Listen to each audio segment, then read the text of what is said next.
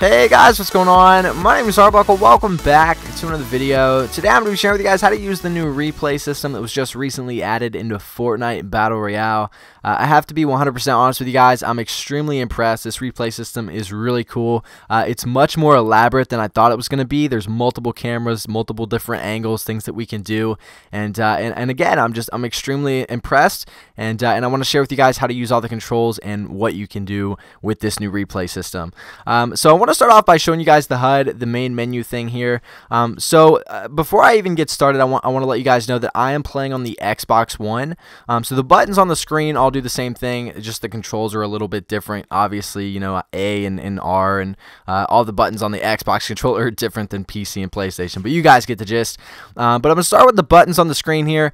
So if you hit the left bumper on Xbox or you go through the HUD, you can see right here we have the fully visible HUD. This allows you to see the complete replay system as well as the mini-map and the compass at the top of the screen.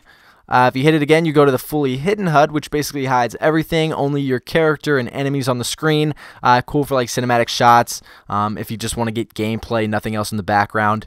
If you hit it again, you go to the game-only HUD, which is basically what it's supposed to look like in the game. Unfortunately, there's not your health bar or your item bar. You can't really see anything.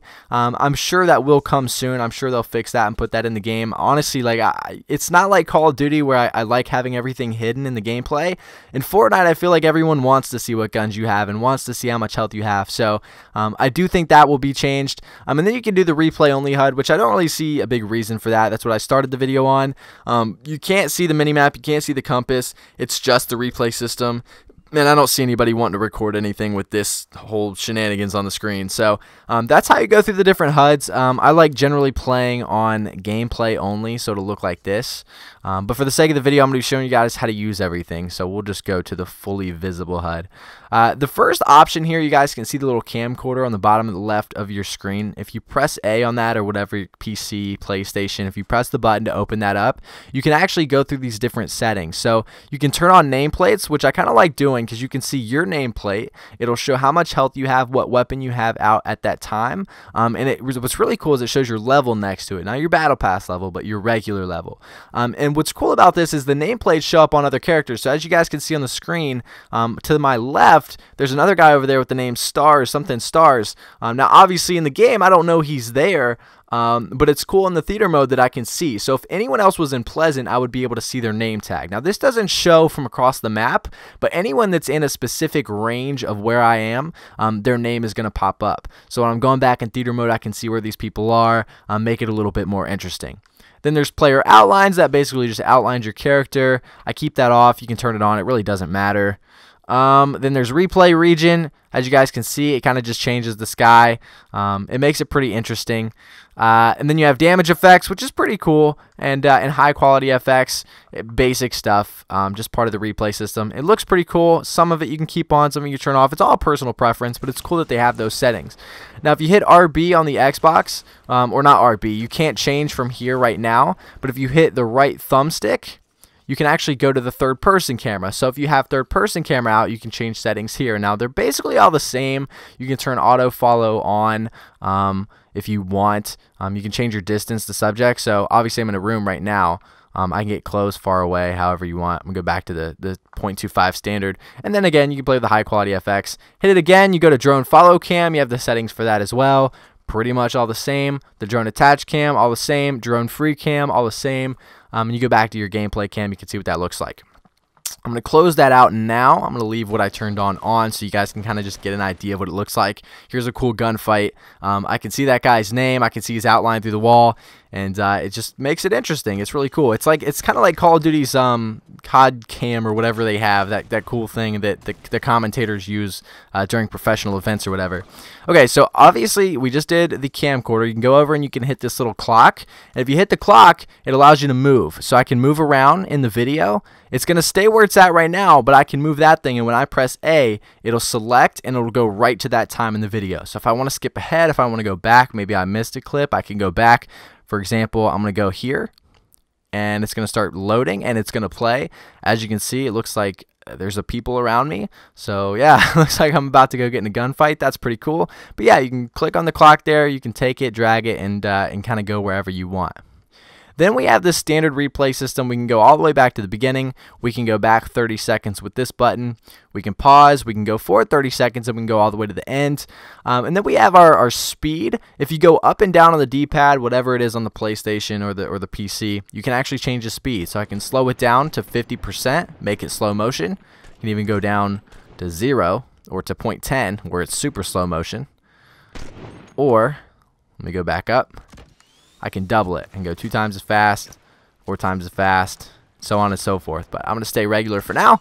And then you can go over what's really cool is that I can watch the guy that I'm fighting against right now if it'll load. This thing always takes forever to load. So this guy I'm not fighting against. This guy I'm not fighting against. There he is. Is this the guy? I don't know. Basically what this allows you to do is spectate everyone in your area. So I'm going to go back to spectating me right now. I'm on drone free, that's why. Let's try now. There we go. Now I can see the guy that I'm fighting against. So he's trying to build up. I'm shooting at him right now. And this is why I shoot him with the shotgun in the back. Boom, he's dead. And I can go back to me. Now, as you guys can see, I can spectate these other people. These other people that are in here are close. Now, it won't allow me to spectate every single person in the lobby, obviously. You can see that there's 9 people left, and I can only spectate 2 other people aside from myself. That's because they're near me. If they're near me on the screen, if you guys look up by the minimap, you'll see his yellow outline. If they're near you, it allows you to spectate them, which is really cool. And I think that's nice. I do feel like it might be kind of annoying going through every person, although you can go back and forth here. So it wouldn't be too bad. I accidentally just skipped to the end. Let me go back and go back to a good time slot here. Let's go there. But again, yeah, you can kind of just go through the characters. If you want to get a cool, maybe a cool shot for a montage or something from the person that you're about to kill's point of view, you can do so. The final setting that we have here is probably my favorite part. We're going to go back to the gameplay. So the right thumbstick on the Xbox is how to use this, but it's on the bottom right of your screen, whatever control you have to use. So right now I'm on gameplay. That basically shows it like I played it. I'm shooting at this guy right now. This is exactly what the normal gameplay looks like. Then you can go to third person. Pretty much the same thing, zooms out a little bit, except I'm allowed to control the camera around my player. So I can look from where I normally would in the game. I can look from the front. I can go to the side. I could do bird's eye, worm's eye. I can look around the tree. I can do whatever whatever you want, but you stay with your character. You can't leave your character in third person. Then you can do drone follow. This follows your character, but the camera stays where it's at. So see how I can move my camera right now. I'm moving my camera to the right. And as I'm moving my camera to the right, it's staying fixed on him. So if I want to keep up with him, I have to move towards him. If I don't move towards him, he's going to run away, and my camera's just kind of do this thing, and I can just see through the wall, as you guys can see. It's not going to follow him. Now, with drone attach, which is very ironic, right? Like drone follow, you think he would follow, but it just follows the character's movements. It doesn't actually go, the camera doesn't actually go with them. I'm controlling that. So if I stand still, I don't go with him. The camera just kind of matches where he's at on the screen. Then you have drone attach. This is where it actually follows him. So again, I can control the camera. I can control where I want to go, but it will follow him. As you guys can see, well, you can't see, but I'm not touching the controller. My camera is following my guy as I move. But again, I can kind of get cool shots. I can do like a 360 view. I can try to get cool cinematic shots. This is a pretty cool way to get cinematic shots as it stays on your character. Then you can do drone free. This is probably the best and the most anticipated one. This allows you to go anywhere you want on the map and fly around. Right now, unfortunately, it's fairly slow. As you guys can see, I'm not moving very fast. I do think that will be fixed. So if you want to go across the map, it's probably going to take some time. But it's nice to be able to kind of just fly around. You can get a view of a fight that's about to go down.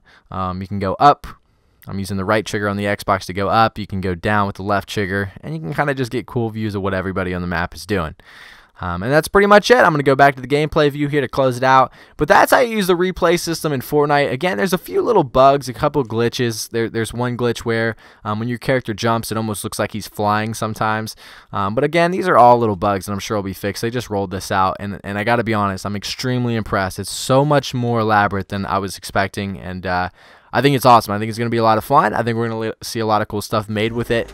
And yeah, but anyway, guys, that's it for the video. I hope you guys did enjoy. Make sure to subscribe if you haven't already.